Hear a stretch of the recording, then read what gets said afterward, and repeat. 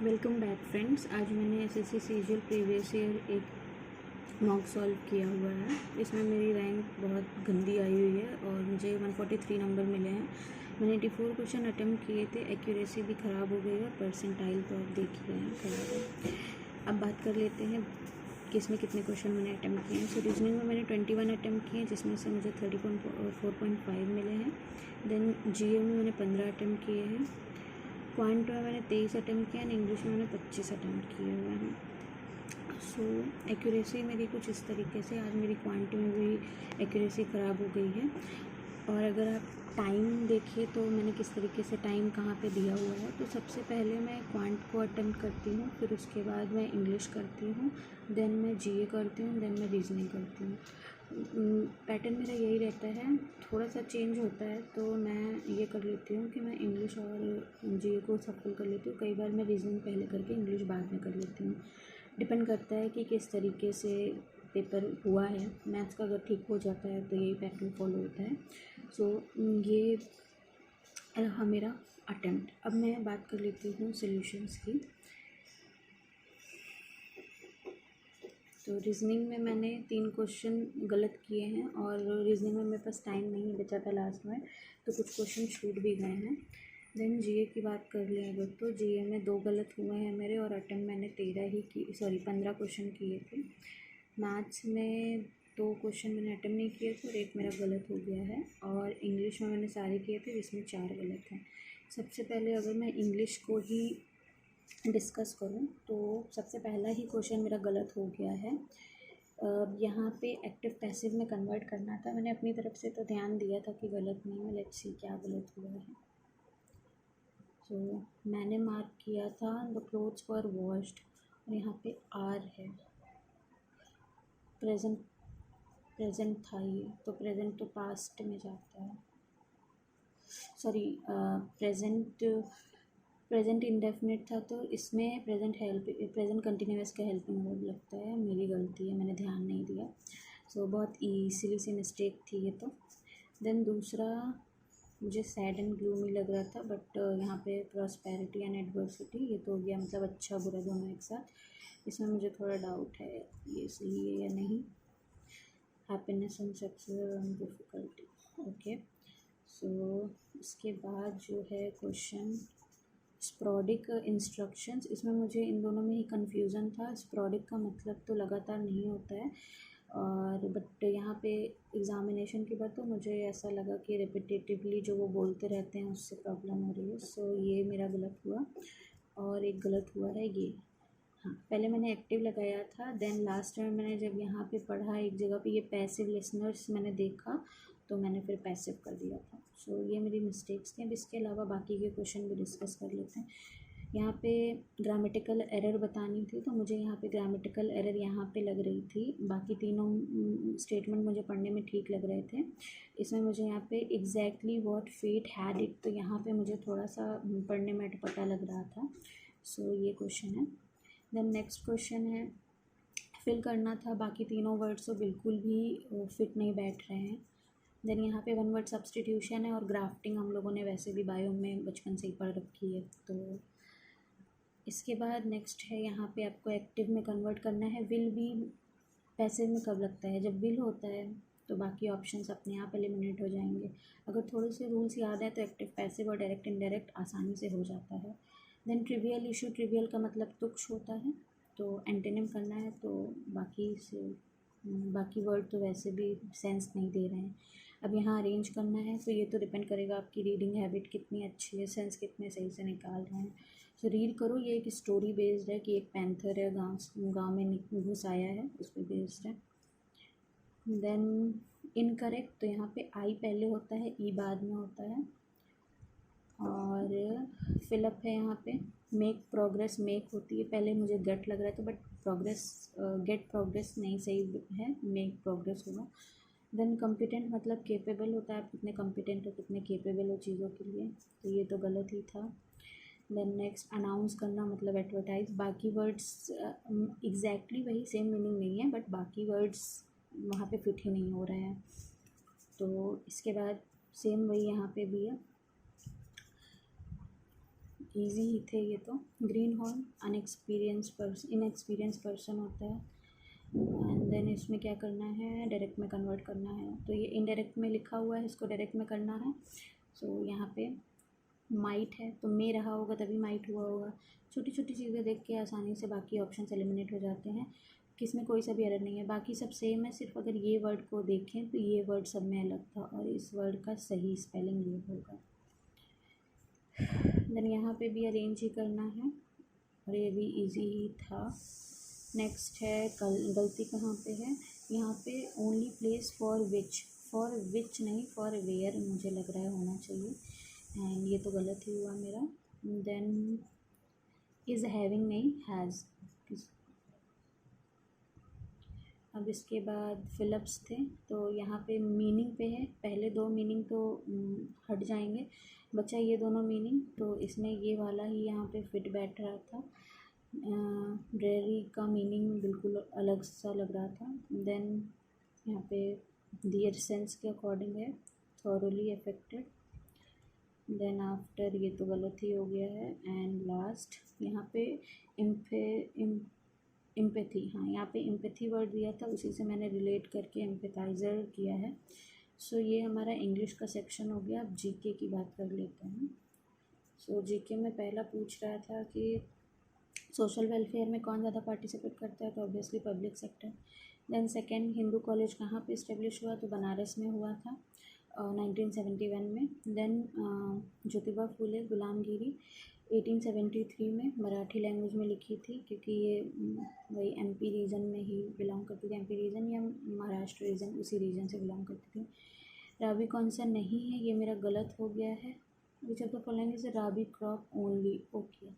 कौन सा सिर्फ राबी क्रॉप है, तो मेरे दिमाग में ये चल रहा था कि राबी मतलब जो ठंडियों में होता है, और ठंडियों में भुट्टा और मटर से मैंने अंदाज़ लगाया था, बट मे बी पता नहीं, मेज़ नहीं होगा, फिर क्या गलत है मुझे नहीं समझ में आ रहा है इसमें, मैं इसमें कंफ्यूज हो रही हूँ शायद। अच्छा, रागी में wheat, barley, gram, P and lentil. अच्छा, मेज़ नहीं है, मेज़ हमारा वो है भुट्टा। अभी गर्मियों में आ रहा है मेरा भी दिमाग, कोई बात नहीं। यहाँ पे फाइटोप्लैंक्टन्स और जूप्लैंक्टन्स में कन्फ्यूज़न हो गई थी। बॉटम ड्वेलिंग फॉर्म ये थोड़ा सा मुझे लग रहा था, बट नेक्स्ट है, इसका मुझे कोई भी आइडिया नहीं था। 2019 मिलिट्री वर्ल्ड गेम ऑर्गेनाइज कब कहाँ। देन अब्दुल करीम खान किराना घराना, ये भी मुझे नहीं पता था। देन भी ये तो नीतीश कुमार हैं ही। देन इसमें से कौन सा फॉल्स है, इसका भी मुझे कोई आइडिया नहीं था, बायो है और इतनी ज़्यादा बायो तो पढ़ी भी नहीं है। देन श्यामजी कृष्ण वर्मा, ये इंडियन हाउस यहाँ इन्होंने खोला था लंदन में 1905 में। देन नेक्स्ट है इंदिरा गांधी रोजगार, ये तो राजस्थान में हुआ है। एंड देन कौन सा 5 ईयर प्लान, ये 5 ईयर प्लान मुझे यह क्वेश्चन थोड़ा सा गड़बड़ लग रहा था कि कौन सा 5 ईयर प्लान किस चीज़ के लिए था, तो 5 ईयर प्लानिंग पर रिवाइज करना पड़ेगा। एंड देन उसके बाद ये था फंडामेंटल ड्यूटीज़ पे था। फंडामेंटल ड्यूटीज़ इंदिरा गांधी के टाइम पे 1976 में इंट्रोड्यूस हुई है, 42 amendment. Which of the following festival is celebrated, Onam होता है, बाकी तीन को अगर आप देखेंगे तो आसानी से एलिमिनेट हो जाएगा। देन अगर इधर देखें, this programme was launch by the government of, तो ये मिशन कुशल कर्मी, करंट की न्यूज़ है, पता होगा तभी हो पाएगा। First edition of youth Singapore में हुआ था, ये हालांकि मैंने किया नहीं था, मुझे नहीं आता। थॉर्नी बुशेज़ हैं तो डेजर्ट में ही होगा। फिर ये विदेश है, बिहार का होता है। देन पद्म विभूषण अवार्ड 2003 में, अभी प्रेजेंट का ही नहीं याद होता, 2003 का कहाँ पे याद होगा। देन फिजिक्स का क्वेश्चन है, साइंस के क्वेश्चन मोस्टली हो जाते हैं except bio. Tamil word Moovendar mention in Sangam poem mention 3 chief. Vice president का टेन्योर 5 साल का होता है। देन आफ्टर हाईएस्ट क्वालिटी, ये तो एंथ्रोसाइट है। एंड लोएस्ट पीट होता है। एंड देन उसके बाद 3 पार्ट्स ऑफ बैक्टीरियल फ्लैजेलियम, ये पता नहीं क्या है, फर्स्ट टाइम मैंने सुना है या देखा है। देन कैल्शियम ऑक्सीक्लोराइड, तो ब्लीचिंग पाउडर को कहते हैं। सो ये हो गया हमारा जर्नल अवेयरनेस का। अब इसके बाद अगर ये मैथ्स की बात करें तो मैथ्स में क्वेश्चन इजी थे। ये अलजेब्रा के क्वेश्चन हो गए, then boat and stream, DI, then ये हमारा प्रॉफिट एंड लॉस का है, ट्रिग्नो है, नेचुरल नंबर हो गया, देन ये हमारा हो गया प्रॉफिट लॉस, ट्रायंगल, एवरेज,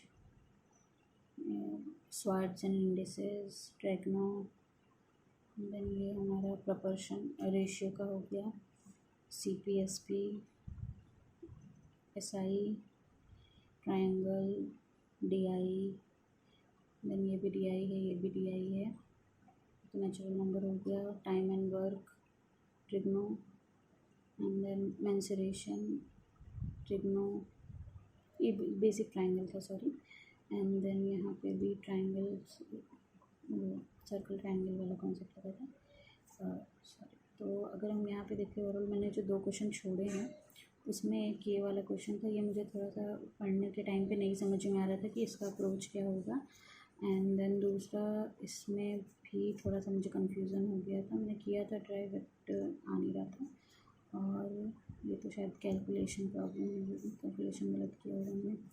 तो चलिए देखते हैं इसमें क्या दिया हुआ है। इसमें इक्विलैटरल ट्रायंगल दिया हुआ है जिसकी साइड 12 दी हुई है, और हमसे पूछ रहा है जिसमें सर्कमस्क्राइब है उसका रेडियस बताना है। तो यहाँ पे डायरेक्ट फार्मूला भी होता है साइड बाय √3, तो 12/√3 अगर हम करते हैं तो यहाँ से 4√3 आ जाएगा। तो ये फार्मूला ही मुझे एग्जैक्टली ध्यान नहीं आ रहा था कि इक्विलैटरल ट्रायंगल में अगर सर्कम सर्कल है तो क्या फार्मूला होता है। तो अब मैं याद कर लेती हूँ, साइड बाय √3 होता है। और इसके अलावा ये वाला क्वेश्चन था जो, इसमें क्या दिक्कत है, इसमें था शॉपकीपर ने प्रॉफिट 44% का कमाया है 2 डिस्काउंट देने के बाद, पूछा है अगर वो 15% का डिस्काउंट देगा तो कितना प्रॉफिट अर्न करेगा। तो यहाँ पे प्रॉफिट ये हो गया, डिस्काउंट ये हो गया, यहाँ पे हमने अगर डिस्काउंट रिजल्टेंट डिस्काउंट निकाल लिया तो ये एक रिलेशन होता है, MP = 100 माइनस MP है तो 100 minus discount percent equal to CP 100 plus profit percent. So ये जो फॉर्मूला है इस फॉर्मूले पे बेस्ड एक CP के साथ होता है, एक SP के साथ होता है। इसी फॉर्मूले पे अगर डायरेक्ट पुट कर देंगे तो हमारा आंसर आ जाएगा। तो ये ओवरऑल हो गया मैथ्स का सेक्शन। और रीजनिंग के सेक्शन में अगर हम बात करते हैं तो रीजनिंग में ये पूछा था पहला तो कौन सा फिगर एम्बेडेड है, और मैंने पढ़ने में गलती कर दी शायद, इस वजह से गलत हो गया। देन ये हमारा बेसिक क्वेश्चन है, ये सब इजी था। यहाँ पे मुझे लॉजिक समझ नहीं आया था, लास्ट में मैंने डायरेक्ट लगा दिया था, गलत हो गया। खैर ओह सॉरी, मैंने 32 सामान डबल कर दिया था। ये तो मुझे लॉजिक ही नहीं समझ में आया था कि क्या करना है इसमें। शायद रोटेशन हो रहा है किसी डिग्री पे, टाइम टेकन था इसलिए मैंने नहीं किया इसको। और थोड़ा आज मैथ्स में ज़्यादा टाइम दे दिया जिसकी वजह से इधर रीजनिंग में टाइम मेरे पास कम बचा था, अदरवाइज़ 20 मिनट्स लगभग रीजनिंग के लिए बच जाते हैं। देन यहाँ पे ऐसे क्वेश्चन थे इजी, तो ये हो गए थे। कुछ अलग सा तो खैर इसमें था नहीं। अब प्रीवियस ईयर है तो प्रीवियस ईयर जो आया था वही है। सो ये ओवरऑल पेपर है, और ये हमारा 1 दिसंबर 2022 शिफ्ट 2 का पेपर जो भी आया होगा वो मैंने अटेम्प्ट किया। तो यहाँ पे ओवरऑल मेरा एक्सपीरियंस ठीक था, बहुत अच्छा परफॉर्मेंस नहीं था। इसके पहले जो पेपर दिया था उसमें ज़्यादा स्कोर किया था, कोई बात नहीं, बट प्रैक्टिस बहुत ज़्यादा इम्पॉर्टेंट है। So best of luck, keep practising, and revision भी बहुत ज़रूरी है, जीके रिवाइज करते रहें topic wise. So best of luck.